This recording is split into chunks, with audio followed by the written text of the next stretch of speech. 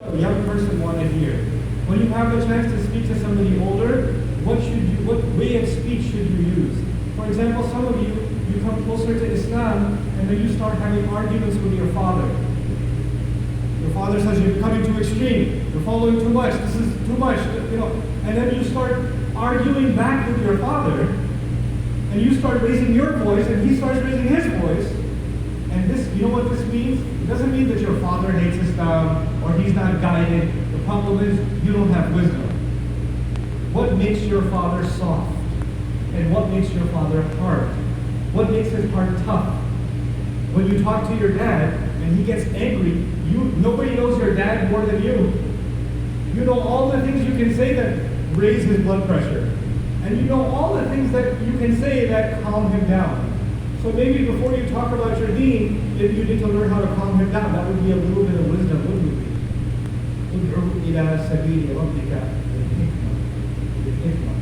This is just one dimension of wisdom that has to be applied. It's also a matter, just a few more things about al-hikmah, it's also a matter of language. Sometimes I get invited to speak at a university.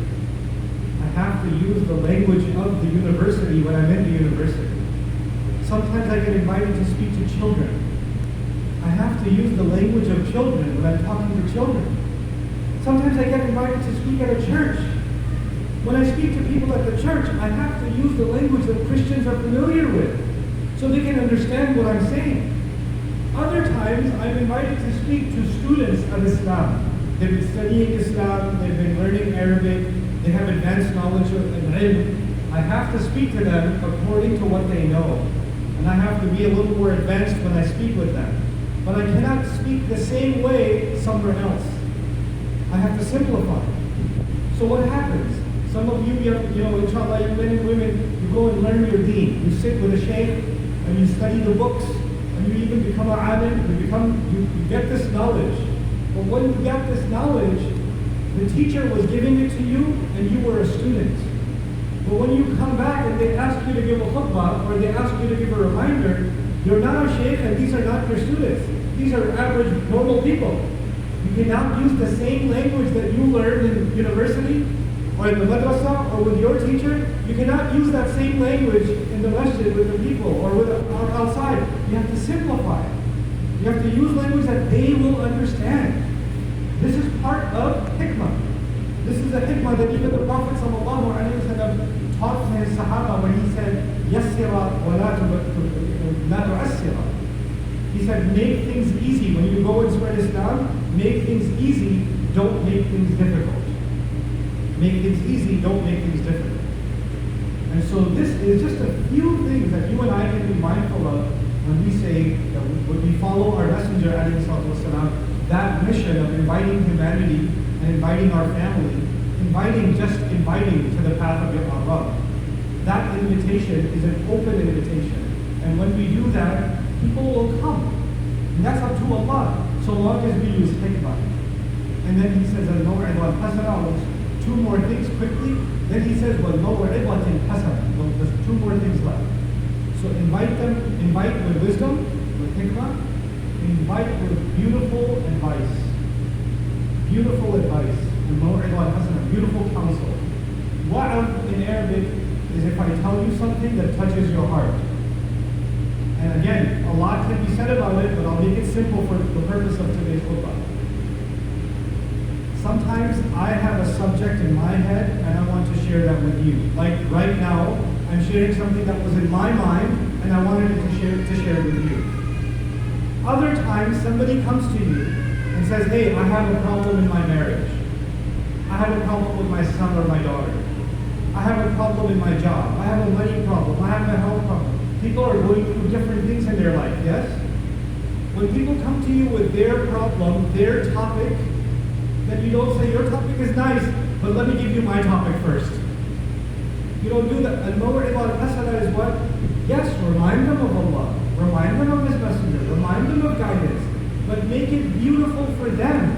In other words, be sensitive to their problem. Be sensitive to what they're facing. Try to understand what it is that they're going through. Try to understand that first. A woman came to the Prophet ﷺ and she started complaining about her husband. And her husband says, I don't want to be with you anymore. You're like my mother to me. The husband left her, and she has a small child. And she's crying to the Prophet ﷺ. And the Prophet did not know how to answer her. So Allah revealed the first part of Surah Al-Mujadala, قَدْ سَمِعَ اللَّهُ قَوْلَ الَّتِي تُجَادِلُكَ فِي زَوْجِهَا وَتَشْتَكِي إِلَى اللَّهِ وَاللَّهُ يَسْمَعُ تَحَاوُرَكُمَا. Allah heard the words of the woman that was complaining to you about her husband.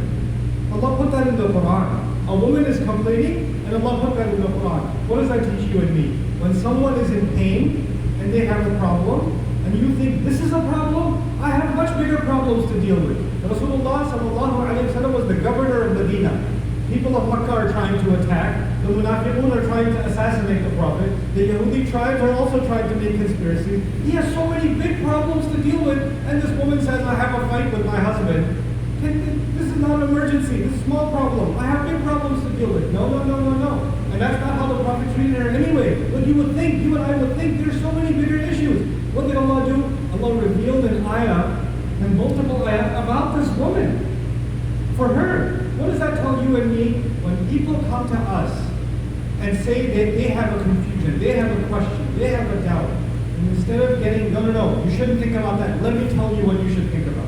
Let me dictate the subject to you. That's not a maw'idah al-hasana.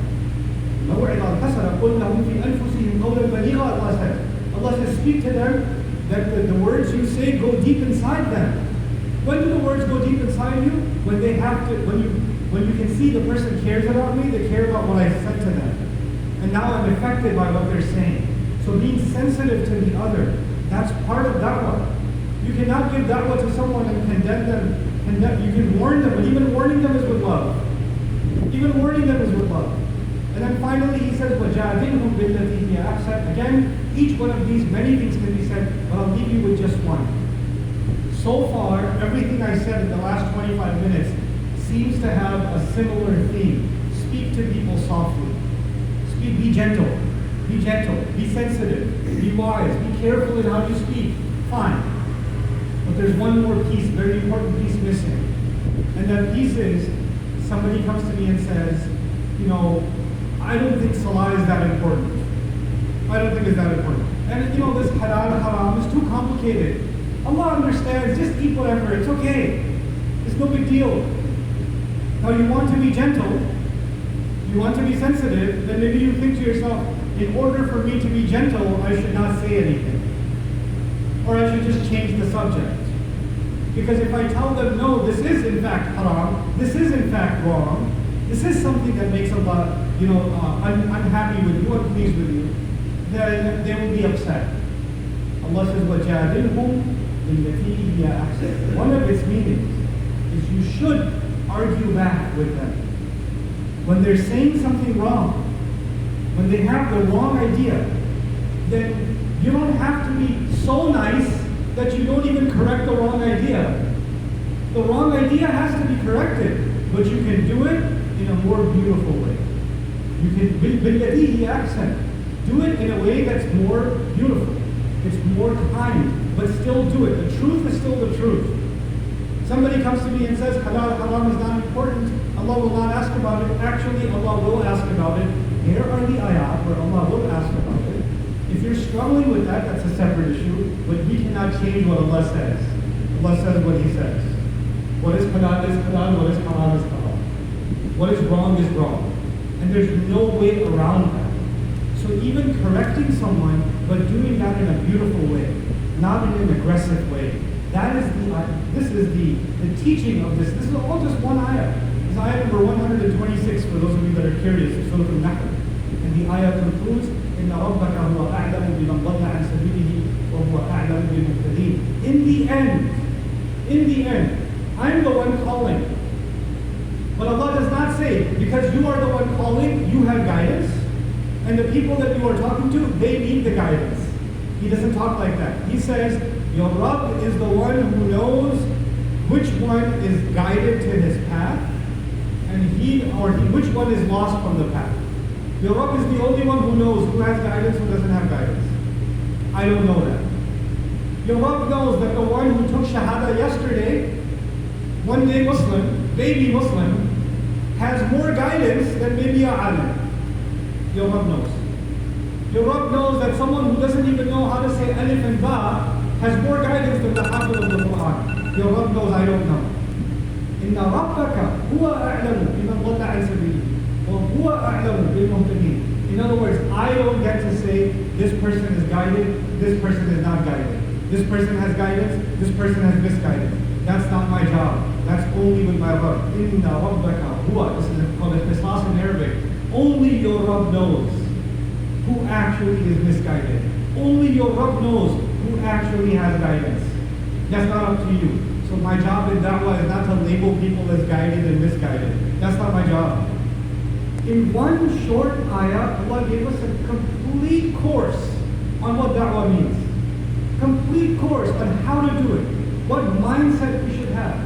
And this is not just about going on the street and talking to the non-Muslims and all this stuff. This is Dawah in the home.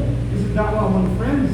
This is Dawah among co-workers. Anybody within the Muslim community. Because we are calling to Allah in the way that we live, in the way that we speak, in the way that we think.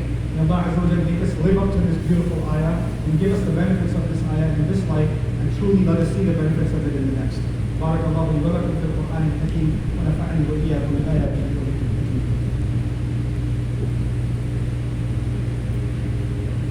الحمد لله وكفى والصلاة والسلام على عباده الذين اصطفى خصوصا على أفضلهم وخاتم النبيين محمد الأمين وعلى آله وصحبه أجمعين.